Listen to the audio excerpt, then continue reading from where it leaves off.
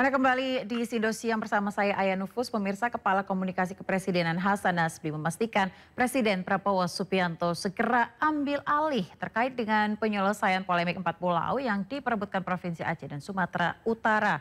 Dalam pengambilan keputusan, Presiden akan mempertimbangkan aspirasi warga dan aspek sejarah.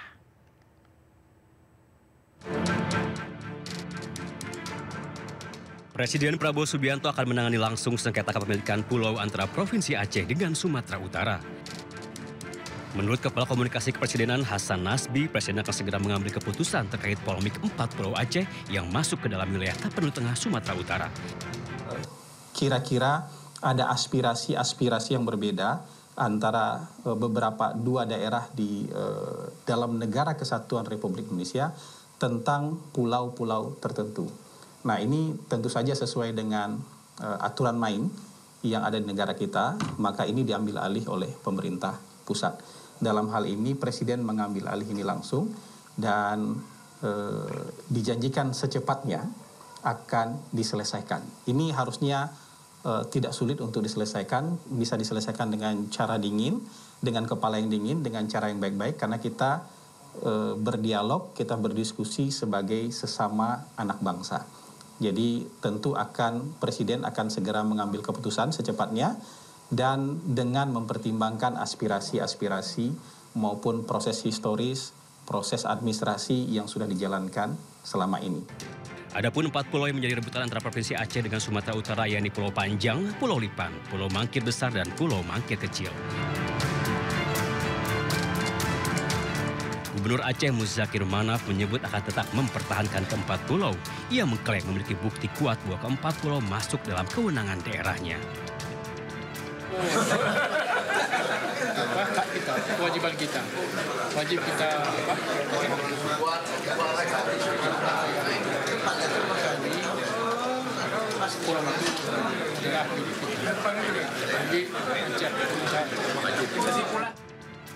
Kisruh bermula usai Kementerian Dalam Negeri memutuskan 4 pulau dinyatakan masuk wilayah Kabupaten Tapanuli Tengah, Provinsi Sumatera Utara. Mendagri Tito Karnavian menegaskan pemerintah pusat tidak memiliki kepentingan pribadi dan hanya ingin menyelesaikan masalah batas wilayah secara objektif. Tim Liputan iNews melaporkan.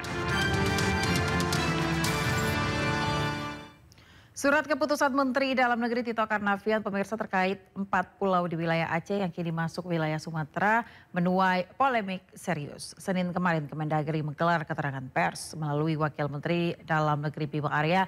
Mereka mengaku telah mengevaluasi dan melaporkan data dan informasi terbaru terkait 4 pulau ke Presiden Prabowo Subianto.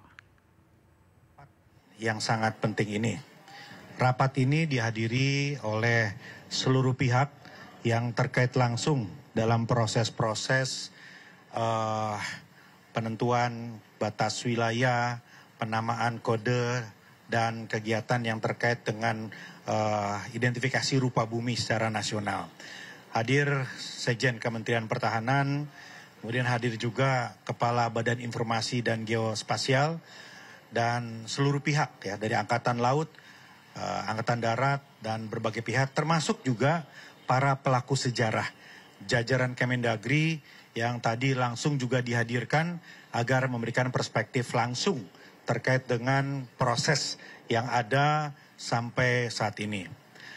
Yang pertama perlu kami luruskan mengenai opini yang selama ini beredar di pemberitaan dan di publik bahwa ada hal-hal yang sifatnya terlalu spekulatif terkait dengan keputusan Menteri Dalam Negeri yang mengait kepada status 4 pulau tadi.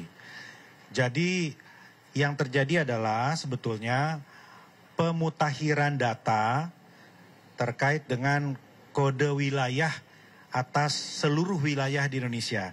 Jadi Bapak Menteri tidak spesifik hanya menandatangani wilayah Sumatera Utara dan Aceh saja atau 4 pulau saja, tapi seluruh Indonesia. Jadi ada 4.000 lebih lampiran keputusan yang ditandatangani oleh Bapak Menteri Dalam Negeri.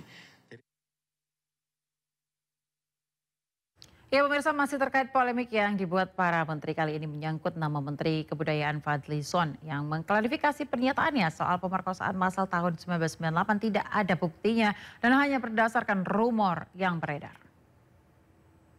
Hadir bersama dengan Wakil Menteri Kebudayaan. Menteri Kebudayaan Fadlizon memberikan klarifikasi terkait pernyataannya yang menyebut pemerkosaan massal tahun 1998 tidak ada buktinya dan hanya berdasarkan rumor yang beredar. Menurut Fadlizon, pernyataan tersebut bukan dalam rangka menyangkal keberadaan kekerasan seksual, namun menekankan bahwa sejarah perlu bersandar pada fakta-fakta hukum dan bukti yang telah diuji secara akademik dan legal. Fadlizon mengutuk dan mengecam keras segala bentuk perundungan dan kekerasan seksual terhadap perempuan. Ia juga menekankan bahwa saat kerusuhan tindak kejahatan ini memang terjadi, tetapi istilah massal tidak memiliki data yang konklusif. Fadlizon juga menyoroti secara spesifik perlunya ketelitian dan kerangka kehati-hatian akademik dalam penggunaan istilah perkosaan massal. Hal ini dapat memiliki implikasi serius terhadap karakter kolektif bangsa dan membutuhkan verifikasi berbasis fakta yang kuat. Sebelumnya, Fadlizon mengklaim peristiwa pemerkosaan massal tahun 1998 tidak ada buktinya dan hanya bersandar rumor yang beredar. Fadlizon menjelaskan rumor-rumor seperti itu tidak akan menyelesaikan persoalan yang ada. Tim Liputan iNews melaporkan. Ya pemirsa, pernyataan dan data yang diutarakan Menteri Kebudayaan Fadlizon berbeda dengan temuan tim gabungan pencari fakta tragedi 1998 yang dibentuk pemerintah. Dalam laporannya, TGPF mencatat setidaknya ada 85 korban kekerasan seksual di berbagai kota, termasuk perkosaan massal terhadap perempuan Tionghoa. Tragedi Mei 1998 menjadi salah satu peristiwa bersejarah di Indonesia. Sejumlah tanda tanya pun masih menyelimuti peristiwa bersejarah ini, salah satunya dugaan adanya ruda paksa massal dalam tragedi 1998.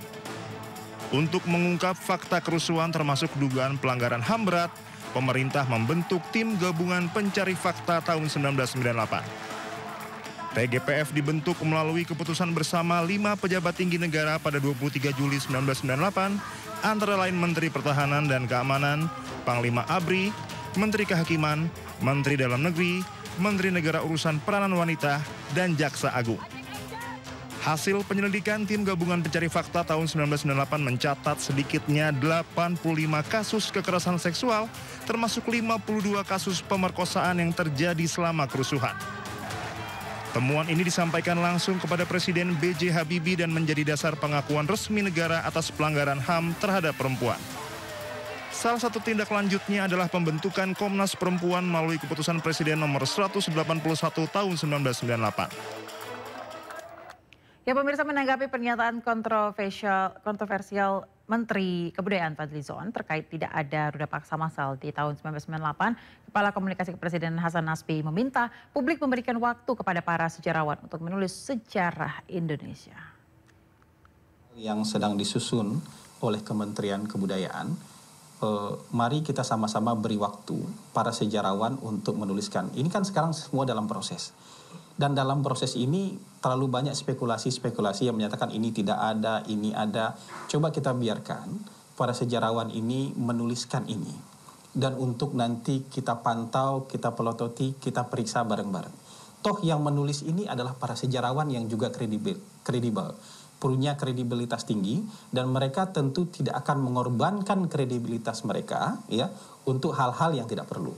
Jadi kekhawatiran-kekhawatiran semacam ini mungkin bisa jadi diskusi, tapi jangan divonis macam-macam dulu.